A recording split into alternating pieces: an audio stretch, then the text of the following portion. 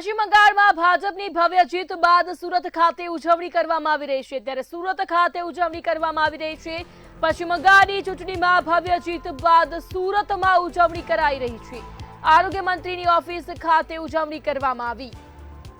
બંગાળમાં મળેલી જીતનો સુરતના કાર્યકર્તાઓમાં ભારે ઉત્સાહનો માહોલ જોવા મળ્યો। ત્યારે વિવિધ વિસ્તારોમાં કાર્યકર્તાઓ એકબીજાને મીઠાઈ ખવડાવી।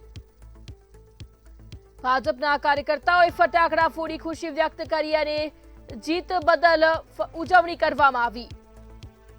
ત્યારે સુરત ખાતે ભાજપના કાર્યકરો દ્વારા ભવ્ય જીત બાદ ઉજવણી કરવામાં આવી। આરોગ્ય મંત્રીની ઓફિસ ખાતે ખાસ ઉજવણી કરવામાં આવી। ભાજપની ભવ્ય જીત બદલ ફટાકડા ફોડી ઉજવણી કરાઈ। બંગાળમાં મળેલી જીતનો સુરત ખાતે કાર્યકર્તાઓમાં ભારે ઉત્સાહ જોવા મળ્યો। વિવિધ વિસ્તારોમાં કાર્યકર્તાઓ એકબીજાને મીઠાઈ ખવડાવી। चुनाव में भारत ने जो भारतीय जनता पार्टी ने भव्य जीत पर सूरत शहर में प्रफुल्ल पंचायत ऑफिस नीचे भव्य उजवणी करवामां छे। खास कर जोड़े बात करशुं शुं कहेशो जो 5 राज्य चुनाव में भगवा लहराव्युं छे, शुं कहेशो?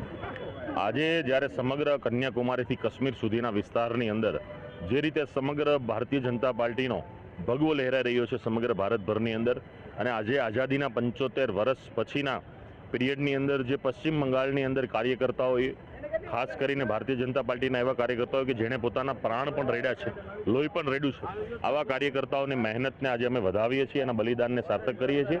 અને આ જીત એ પશ્ચિમ બંગાળના કાર્યકર્તાઓને સમર્પિત કરીએ છીએ અને પશ્ચિમ બંગાળના સૌ મતદાતાઓનો આભાર માનીએ છીએ કે આજે વિકાસની રાજનીતિ ઉપર માનનીય પ્રધાનમંત્રી શ્રી નરેન્દ્રભાઈ મોદી, અમિતભાઈ શાહ અને પાર્ટીના શીર્ષ નેતૃત્વના વિશ્વાસની સાથે કદમ મિલાવીને પશ્ચિમ બંગાળના લોકોએ જે રીતે ખોબલારૂપી મત આપ્યા છે અને જીતને અગ્રેસર કર્યા છે એ પ્રમાણે ખૂબ આભાર વ્યક્ત કરીએ છીએ। અને આવનારા દિવસોની અંદર પશ્ચિમ બંગાળમાં ભારતીય જનતા પાર્ટીના મુખ્યમંત્રી બની અને લોકોની પીડા અને સમસ્યાનું સમાધાન કરશે એનો અમને ખૂબ આશા છે। અને આ જીત જે મળી છે એનાથી સૌ કાર્યકર્તાનું મનોબળ ખૂબ મજબૂત બન્યું છે। ભારતીય જનતા પાર્ટીનો એક નારો હતો 4 મહિને દીદી ગઈ, એ કેટલું યોગ્ય હતું ને? એટલે કેવું સ્ટાર્ટઅપ દીદી ગઈનો નારો હતો એ કાર્યકર્તાઓએ આપ્યો હતો અને આજે એ નારો સમર્પિત થયો છે અને એના ઉપર મતદાતાઓએ સિક્કો મારી અને જે રીતે જીત હાંસલ થઈ છે 4 મઈ દીદી ગઈનો સૂત્ર જે હતું એ સાર્થક થયું છે અને સમગ્ર ભારતભરની અંદર આજે આ સૂત્રની બોલબાલા થઈ રહી છે 4 મઈ દીદી ગઈ।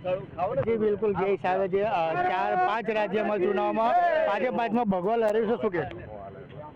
5 રાજ્યોમાં ભગવો લહેરાયો છે એનો ખૂબ અતિ આનંદ અને ઉત્સાહ છે। વિશેષ જે પશ્ચિમ બંગાળની અંદર જે પરિણામો આવ્યા છે, આજે ટર્મના કુશાસન પછી એક ભારતીય જનતા પાર્ટીના સુશાસનનો એક સૂરજ ઉગ્યો છે, એની વિશેષ ખુશી છે। વિશેષ ખુશી માત્ર પશ્ચિમ બંગાળની પરંતુ સમગ્ર હિન્દુસ્તાનની અંદર છે, કારણ કે અત્યાર સુધી જે પ્રમાણે અભિમાન અને જે અહંકારની રાજનીતિ થઈ છે એનો અંત આવ્યો છે અને સુશાસનની શરૂઆત થવા જઈ રહી છે।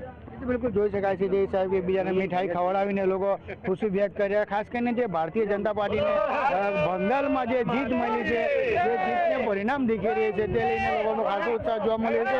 ખાસ કરીને જે મમતા દીદીને જે હરાઈને પછી જે સુપ્રીમ અધિકારીને જે જો આગળ આવી રહ્યા છે તે લઈને પણ ભારતીય જનતા પાર્ટીને કાર્યકર્તાઓમાં ઉત્સાહ જોવા મળી રહી છે।